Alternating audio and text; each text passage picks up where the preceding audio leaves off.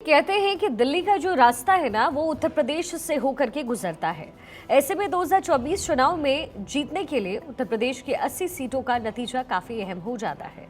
वहीं प्रधानमंत्री मोदी ने इस बार बीजेपी के लिए 370 तो एनडीए के लिए 400 प्लस का टारगेट सेट किया। अब ऐसे में बीजेपी एक सीट पर फोकस कर रही है। कमजोर और फंसी हुई सीटों पर खुद प्रधानमंत्री मोदी और बीजेपी के बाकी बड़े नेताओं की रैलियां हो रही हैं। वहीं सीट बंटवारे में ये बात भी साफ हो गई है कि बीजेपी एक सीट पर भी रिस्क लेने की मूड बनाई है। बीजेपी ने इस बार कई दिग्गजों का टिकट काटा तो कांग्रेस से हाल ही में बीजेपी में आए नेताओं को टिकट दिया गया। बात पीलीभीत सीट की अगर करें तो पीलीभीत को बीजेपी की पारंपरिक सीट माना जाता है। 1991 से अब तक लगातार ये सीट बीजेपी के खाते में रही। 1991 में परशुराम गंगवार, 1996, 98, 99 और 2004 में मेनका गांधी, 2009 में वरुण गांधी, 2014 में मेनका गांधी और 2019 में वरुण गांधी यहां से जीतकर सांसद बने। लेकिन इस बार बीजेपी ने वरुण गांधी का टिकट काट दिया और इस बार कांग्रेस से बीजेपी में आए जितिन प्रसाद को बीजेपी ने उम्मीदवार बनाकर उतारा है। आज प्रधानमंत्री मोदी ने पीलीभीत में जनसभा को संबोधित किया, जहां पीएम मोदी विपक्ष पर जमकर बरसे। वहीं प्रधानमंत्री मोदी ने महिलाओं के मुद्दे पर भी कांग्रेस पर निशाना साधा। कभी कांग्रेस सरकारें दुनिया से मदद मांगती थी, लेकिन कोरोना के महासंकट में भारत ने पूरी दुनिया में दवाइयां भेजी, वैक्सीन भेजी। ये सुनकर आपको गर्व हुआ कि नहीं हुआ? जब नीयत सही होती है, हौसले बुलंद होते हैं, तो नतीजे भी सही मिलते हैं। आज देश भर में जिस शक्ति की पूजा हो रही है, उस शक्ति का कांग्रेस ने घोर अपमान किया है। जिस शक्ति के आगे हम शीश झुकाते हैं, उस शक्ति को उखाड़ फेंकने की बात ये कांग्रेस के नेता कर रहे हैं। शक्ति का कोई भी उपासक इंडी गठबंधन को इस अपमान के लिए माफ नहीं करेगा। वहीं पीलीभीत के बाद प्रधानमंत्री मोदी मध्य प्रदेश के बालाघाट पहुंचे। बालाघाट सीट पर भी 1998 से अब तक बीजेपी का कब्जा है और इस बार बीजेपी ने भारती पारधी को टिकट दिया। पीएम मोदी ने आदिवासियों के मुद्दे को लेकर के विपक्ष पर जोरदार निशाना साधा।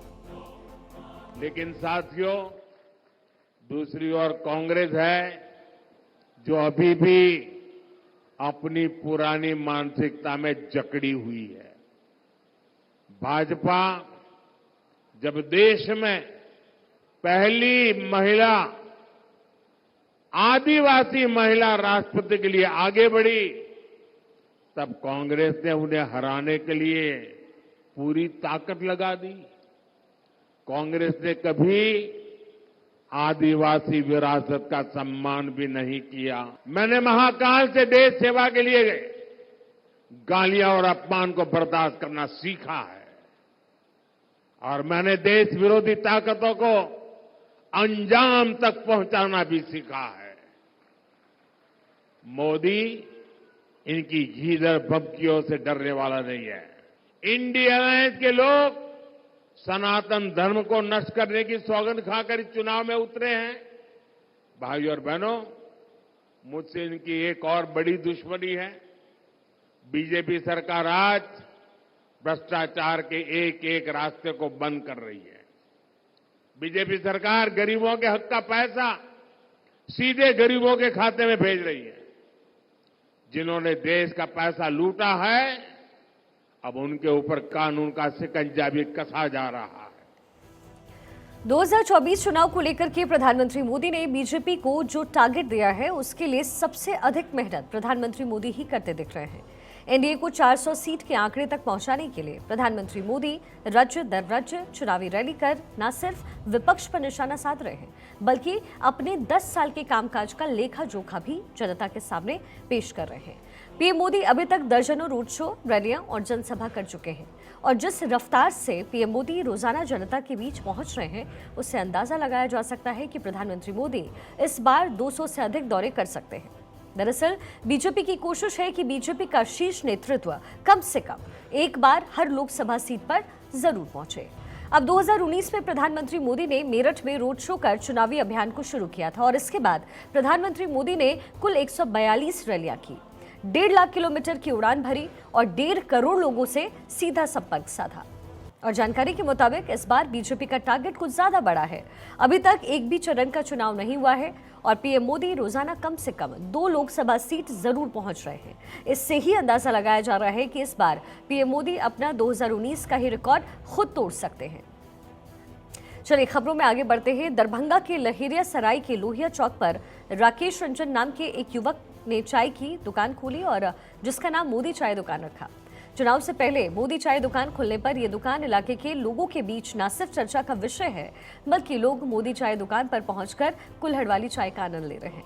इसके साथ ही चाय की चुस्की के साथ यहां चुनावी चर्चा भी तेज है और इस दुकान के बैनर पोस्टर पर देश के प्रधानमंत्री नरेंद्र मोदी की एक बड़ी सी तस्वीर लगाई गई है। ऐसे में सड़क किनारे से गुजरने वाले लोगों की भी नजरें जैसे ही मोदी चाय दुकान के पोस्टर पर पड़ती है, लोग एक बार इस मोदी चाय दुकान पर रुक करके चाय का टेस्ट जरूर लेते हैं। चलिए अब खबरों में आगे बढ़ते हैं। 2024 के आम चुनाव के पहले चरण के लिए 19 अप्रैल को वोटिंग होनी है। पहले चरण में वोट करने के लिए वोटर भी तैयार है, लेकिन क्या आप जानते हैं कि पहले चरण के 102 कैंडिडेट्स में 16% दागी उम्मीदवार हैं। इस लिस्ट के 28% कैंडिडेट करोड़पति हैं। अब इसमें सवाल ये है कि क्या भारत में होने वाले इलेक्शन में बाहुबल और धनबल का इस्तेमाल हो रहा है या फिर नहीं हो रहा। पहला चरण में 1625 प्रत्याशी मैदान में हैं और जिनमें तकरीबन 252 प्रत्याशी यानी कि तकरीबन 16% दागी हैं। 161 के खिलाफ गंभीर आपराधिक मामले दर्ज हैं। 15 प्रत्याशी अलग अलग मामलों में दोषी ठहराए जा चुके हैं। अब बात धनबल वाले सांसद प्रत्याशियों की करते हैं। तमिलनाडु की इरोड सीट से अन्नाद्रमुक ने अशोक कुमार को टिकट दिया, जिनकी संपत्ति 662 करोड़ रुपए बताई जा रही है। वहीं तमिलनाडु की शिवगंगा सीट से बीजेपी ने देवनाथन टी को उम्मीदवार बनाया है, जिनकी संपत्ति है 304 करोड़ रुपए। उत्तराखंड की टिहरी सीट से बीजेपी ने माला राज्य लक्ष्मी को टिकट दिया, जिनकी संपत्ति 206 करोड़ रुपए है। अब देखिए कि किस पार्टी से कितने उम्मीदवार करोड़पति हैं। बीजेपी से 4, कांग्रेस से 3, एआईएडीएमके से 2, बीएसपी से 1 उम्मीदवार करोड़पति हैं। एडीआर ने पहले चरण के चुनाव के लिए जो आंकड़े अब जारी किए हैं, उसमें कुल 102 सीट पर 1625 प्रत्याशी हैं, जिनमें 450 करोड़पति प्रत्याशी हैं, जो कुल प्रत्याशी का लगभग 28% है। एडीआर के मुताबिक उम्मीदवारों की जो औसत संपत्ति है तकरीबन 4.5 करोड़ रुपए है। अब बात धनबल के बाद बाहुबल की कर लेते हैं। पार्टियों ने इस बार के चुनाव में कई आपराधिक बैकग्राउंड वाले नेताओं को भी टिकट दिया है। पहले चरण में 7 प्रत्याशी ऐसे हैं जिन पर हत्या जैसे संगीन मामले हैं। वहीं 19 पर हत्या का प्रयास, 18 पर महिलाओं के खिलाफ अपराध के केस दर्ज और 1 प्रत्याशी पर दुष्कर्म का भी आरोप है और 35 प्रत्याशियों पर भड़काऊ भाषण का गंभीर आरोप लगा हुआ है। अब देखिए कि किस पार्टी में कितने दलों ने कितने दागियों को टिकट दिया। आरजेडी के सभी प्रत्याशी पर कोई ना कोई केस दर्ज जरूर है, जिसमें 2 उम्मीदवारों पर गंभीर अपराधों के मामले हैं। बीजेपी के 36% उम्मीदवार पर केस है, 18% उम्मीदवारों पर गंभीर आपराधिक मामले दर्ज हैं। कांग्रेस के 34% उम्मीदवार दागी बताए जाते हैं, 17% उम्मीदवारों पर गंभीर आपराधिक मामले दर्ज हैं। बीएसपी ने सबसे कम 13% दागी को मैदान में उतारा है, जो चुनावी मैदान में इस बार उतर रहे हैं। चलिए अब जब बात बीएसपी की छिड़ी है, तो बीएसपी ने 4 अप्रैल को अपने प्रत्याशियों की तीसरी लिस्ट भी जारी कर दी। अब इस लिस्ट में 13 लोकसभा सीटों के उम्मीदवारों का नाम जारी किया गया। बीएसपी ने इन कुल 13 लोकसभा सीटों में से 2 सीटों पर मुस्लिम उम्मीदवार उतारा। मुस्लिम प्रत्याशियों में एक सरवर मालिक का नाम भी शामिल है। सरवर को पूर्व प्रधानमंत्री अटल बिहारी वाजपेयी की सीट लखनऊ से प्रत्याशी घोषित किया गया। लखनऊ सीट राज्य के सबसे हॉट सीट की लिस्ट में शामिल है और इस सीट पर भारतीय जनता पार्टी ने रक्षा मंत्री राजनाथ सिंह को मैदान में उतारा है, तो वहीं सपा की तरफ से रविदास मल्होत्रा मैदान में उतरे हैं। सरवर मलिक को बहुजन समाज पार्टी सुप्रीमो मायावती के बेहद करीबी माना जाता है। सरवर मलिक और उनकी पत्नी दोनों ही काफी समय से राजनीति में सक्रिय हैं। पिछले नगर निगम चुनाव में बहुजन समाज पार्टी से ही उनकी पत्नी शाहीन बानो ने लखनऊ मेयर का चुनाव लड़ा, लेकिन उन्हें भारतीय जनता पार्टी की सुषमा खरकवाल ने हरा दिया। वहीं सरवर मलिक भी बीएसपी की टिकट पर ही साल 2022 में लखनऊ की उत्तरी सीट से विधानसभा चुनाव लड़ चुके हैं। हालांकि उस चुनाव में उन्हें भी हार का सामना उस समय करना पड़ा। ऐसे में उत्तर प्रदेश में लखनऊ लोकसभा सीट पर 5वें चरण यानी कि 20 मई को मतदान होगा। लखनऊ लोकसभा सीट पर ठीक ठाक मुस्लिम आबादी है। ऐसे में सरवर मलिक अगर मजबूती से मैदान में उतरते हैं तो सपा के मुस्लिम वोटों में सेंधमारी वो जरूर करेंगे। देखिए, लखनऊ के पश्चिमी विधानसभा क्षेत्र में मुस्लिम मतदाता निर्णायक रूप में हैं और यहाँ कुल हैं 4,61,554 मतदाता, जिनमें से लगभग 1,15,000 मतदाता मुस्लिम ही हैं। लखनऊ मध्य में मुस्लिम मतदाता के साथ वैश्य मतदाता भी काफी मजबूती में खड़े नजर आते हैं।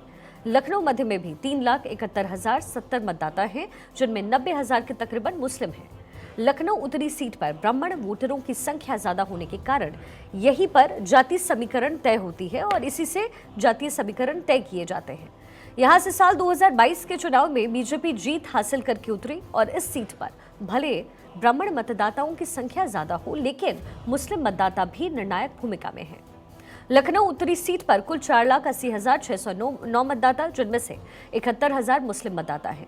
वहीं लखनऊ कैंट सीट पर ब्राह्मण और सिंधी की पकड़ ज्यादा मजबूत है। यहाँ पर हैं कुल 3,66,388 वोटर, जिसमें 40,000 मुस्लिम हैं। लखनऊ सीट पर भले ही एक त्रिकोणीय मुकाबला हो, लेकिन राजनाथ सिंह एक बड़ा चेहरा हैं और उनके सांसद रहते हुए इस क्षेत्र में विकास का भी ठीक ठाक काम हुआ, जिसमें ओवरब्रिज, आउटर रिंग रोड शामिल है। वहीं दूसरी तरफ राजनाथ सिंह एक उम्मीदवार है जिनकी छवि कट्टर नहीं है। ऐसे में मुस्लिम वोटर्स भी उन्हें मत देते हैं, अपने वोट्स उन्हें देते हैं। वहीं बीएसपी और सपा की अगर बात करें तो लखनऊ में बहुजन समाज पार्टी की तुलना में सपा ज्यादा मजबूत स्थिति में हमेशा नजर आई है। अब देखिए, एक तरफ कांग्रेस के कई दिग्गज नेता पार्टी छोड़ करके बीजेपी के साथ जा चुके हैं, तो वहीं हाल ही में कांग्रेस में अपनी विलय करने वाले पप्पू यादव की नाराजगी इस समय जग जाहिर है। आप जानते हैं उनके बारे में। दरअसल पप्पू यादव पूर्णिया सीट से चुनाव लड़ना चाहते थे, लेकिन सीट शेयरिंग के ऐलान से पहले ही इस सीट से आरजेडी ने बीमा भारती को सिंबल दे दिया। अब इस फैसले के बाद जाहिर है कांग्रेस आरजेडी में खींचतान की खबरें भी सामने आने लगी। वहीं दूसरी तरफ उत्तर प्रदेश में अजय राय को लेकर के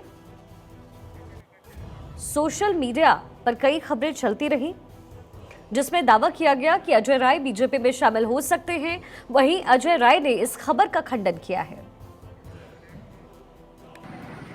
भारतीय जनता पार्टी के द्वारा ये लगातार दुष्प्रचार किया जाता है, दुष्प्रचार और तमाम अफवाहें फैलाई जाती हैं। भारतीय जनता पार्टी पूरी तरीके से, ये पूरी पार्टी अपने काशी के लोगों से आग्रह करूंगा, इस बार जो मैंने पहले कहा था कि लड़ाई चौकस होगी, तो हर लड़ाई चौकस होती जा रही है, चौचक होती जा रही है और भारतीय जनता पार्टी परेशान हो गई है, डरी हुई है कि अब 2024 में क्या होने जा रहा है। इस बार 2024 में पूरे देश के अंदर बनारस का जो एक संदेश जा रहा है, पूरे इस बार बनारस के अंदर इतिहास लिखने जा रहा है और बनारस के अंदर फिर वही पुनरावृत्ति होने जा रही है